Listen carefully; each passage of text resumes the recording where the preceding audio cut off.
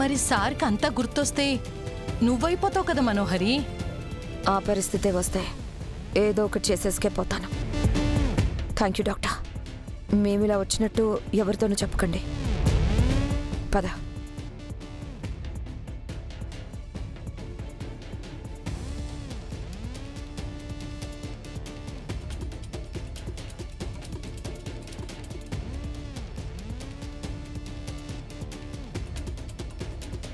ఆ medical miracle ఏదో అమర్ విషయంలోనే జరగాల చంబా.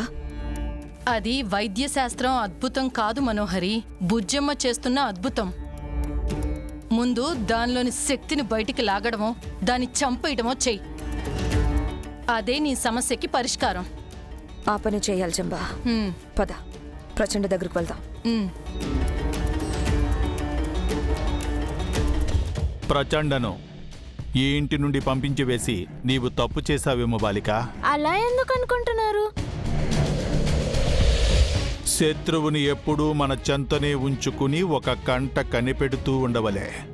అప్పుడే వారి ప్రణాళికలు పథకములు మనకు తెలియను. ఎక్కువ ఆలోచించలేదు గుప్తా గారు, నాకు తోచింది నేను చేశా. అందులకే ఏదైనాను యోచన చేసే చేయవలనెదరు. విడిపోయిన మా అమ్మ నాన్నల్ని కలపాలి, ఆ మనోహరిని బయటకు పంపించాలి.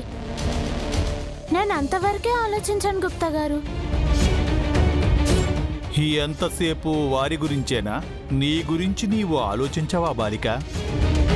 వెలుపలకు వెళ్ళిన ప్రచండు ఊరికే ఉండునా? నీపై రెట్టింపు కోపముతో పగతో రగిలిపోవచ్చు. నీకు ప్రమాదము తలపెట్టవచ్చును, నీ ప్రాణములకే ముప్పు రావచ్చును. అప్పుడు ఏమి చేయదు? ఏముంది, ఆ జన్మలో ఆయనకి భార్యగా కడదాకా ఉండలేకపోయాను, ఈ జన్మలో కూతురుగా ఉండలేను, అంతేగా. ఎంత తేలికగా అనుచుంటివి బాలిక. అమరేంద్ర కొరకు నీ జన్మను త్యాగము చేయదల్చితివా? 10 ఏళ్లకే జీవితమంతయు అయిపోయినది అనుకుని చుట్టివా? 10 ఏళ్ళు బతికామా 100 ఏళ్ళు బతికామా అని కాదు గుప్తా గారు, మనకిష్టమైన వారిని కాపాడుకోవడంలోనే మన జన్మ ధన్యమైనట్టు.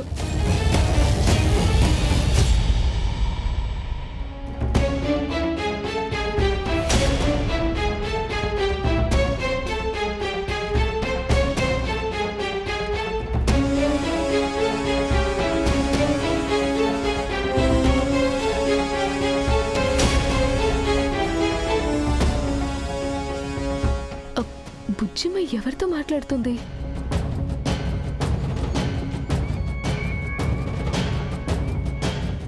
జన్మ ధన్యమని నీవనుకొనిచున్నావు.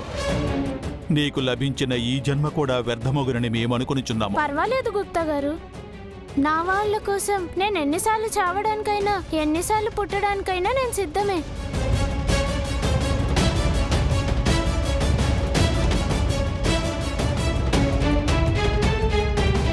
రాథోడ్ సార్, బుజ్జమ్మ ఎవరితో మాట్లాడుతుంది?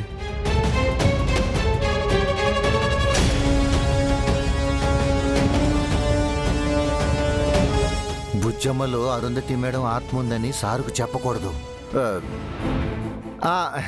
స్కూల్స్ స్టార్ట్ అయ్యాయి కదా సార్, క్లాసులో చెప్పిన ఏదో లెసన్ని బట్టి పడుతున్నట్టుంది.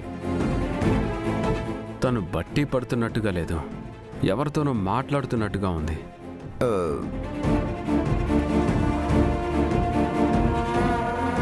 బుజ్జమ్మా,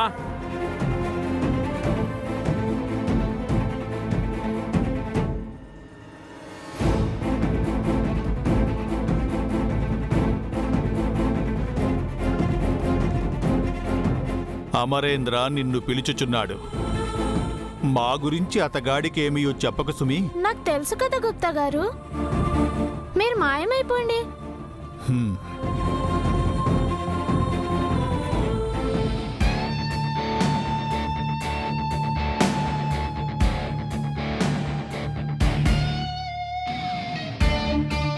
ఏంటి డాడీ?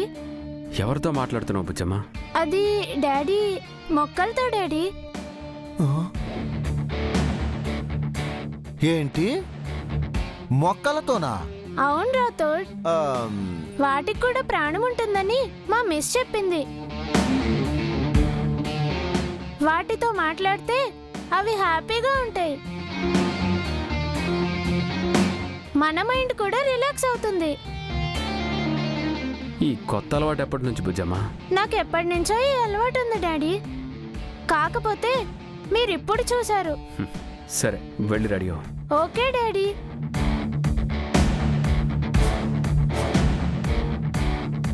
నీ అనుమానం కూడా తీరిందా మిస్ అమ్మ?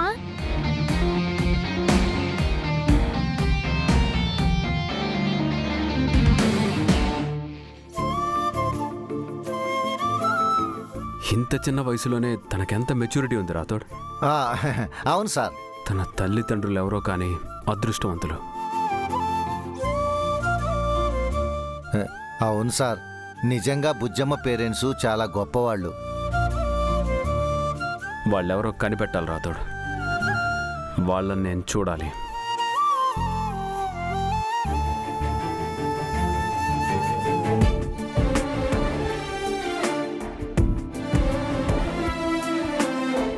రాథోడ్, ఏంటి మిస్సమ్మా?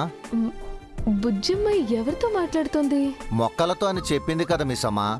లేదు, తన పక్కన ఇంకెవరో ఉన్నారని నాకు అనిపిస్తుంది. ఎవరున్నారు? ఉంటే మనకు కనిపించేవాళ్ళు కదా. మన కళ్ళకు కనిపించిన వాళ్లతో ఎవరితోనైనా మాట్లాడుతూ ఉంటే? ఆ, ఏమంటున్నారు మిస్సమ్మా? అవును, అప్పట్లో ఎవరికీ కనిపించినక్క నాకు మాత్రమే కనిపించి మాట్లాడేది. అలా బుజ్జమ్మతో ఓ, అరుంధతి మేడం కనిపించి మాట్లాడుతుంది అనుకుంటున్నావా? బాలేవాళ్ళు మిస్సమ్మా. అరుంధతి మేడం అవతారం చాలించి మళ్ళీ బుజ్జమ్మగా పుట్టింది కదా.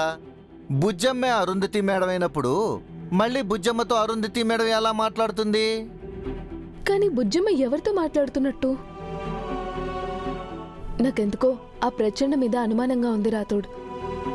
బాడొచ్చినప్పటి నుంచి బుజ్జమ్మ అదోలా ప్రవర్తిస్తుంది. వాడేమైనా చేశాడేమో. ఇప్పుడు ఆడు వెళ్ళిపోయాడు కదా మిస్సమ్మా.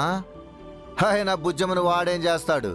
లేదు రాథోడ్, ఇంతకు ముందు మనోహరి రణ్బీర్లు కలిసి చెంబా అనే మంత్రగత్తెను అక్క కోసం రప్పించారు. అప్పుడు ఆ మంత్రగత్తె అమ్ముని టార్గెట్ చేసింది. అలాగే ఇప్పుడు ప్రచండ మనోహరి కలిసి బుజ్జమ్మను టార్గెట్ చేశారేమో. వాళ్ళెవరు బుజ్జమ్మని ఏమి చేయలేరు మిస్సమ్మా. బుజ్జమ్మ అంటే సాక్షాత్తు అరుంధతి మేడం. మీరు అనవసరంగా కంగారు పడొద్దు. లేదు రాథోడ్, బుజ్జమ్మ ప్రవర్తన కాస్త వింతగా ఉంటుంది.